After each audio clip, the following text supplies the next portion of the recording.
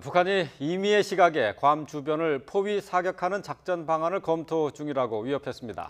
탄도미사일을 관장하는 북한군 전략군과 우리의 합참격인 총참모부가 잇따라 성명을 내며 군사도발 위협의 수위를 높이고 있습니다. 취재기자 연결합니다. 김지성 기자. 네, 통일부에 나와 있습니다. 네, 북한군이 미국 괌을 거론하면서 타격 위협을 가했다고요?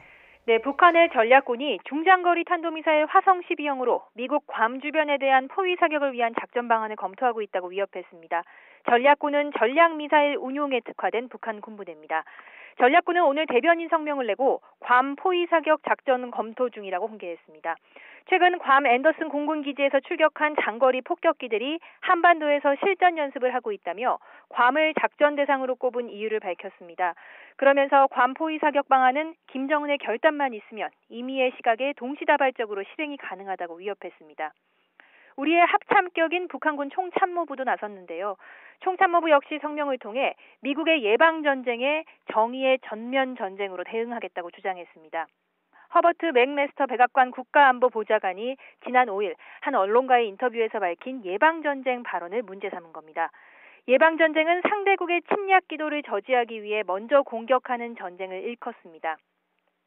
북한 총참모부 대변인은 미국의 선제 타격 기도가 드러나는 즉시 서울을 포함해 수도권과 중부 지역을 방어하는 육군 13 야전군 지역의 모든 대상을 불바다로 만들겠다고 위협했습니다.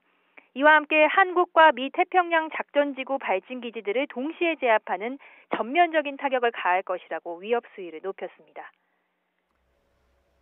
네, 어제는 서울을 불바다로 만들겠다 하는 위협도 나왔습니다. 갑자기 어제 오늘 위협 수위를 높인 이유 어디에 있습니까?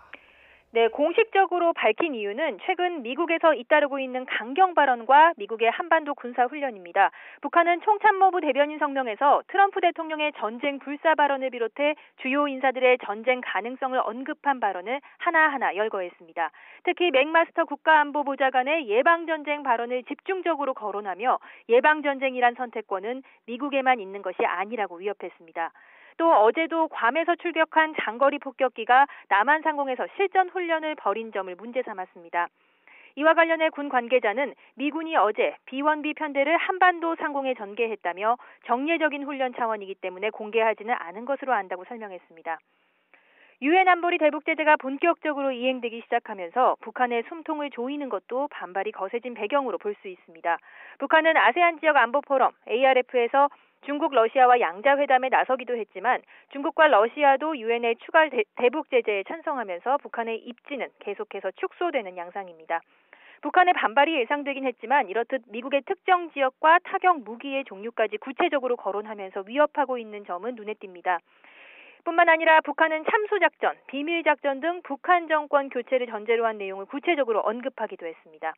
군사력 강화와 핵미사일 개발의 명분을 쌓고 내부적으로는 이를 홍보해 결속을 강화하기 위한 의도도 담긴 것으로 보입니다. 지금까지 통일부에서 YTN 김지선입니다.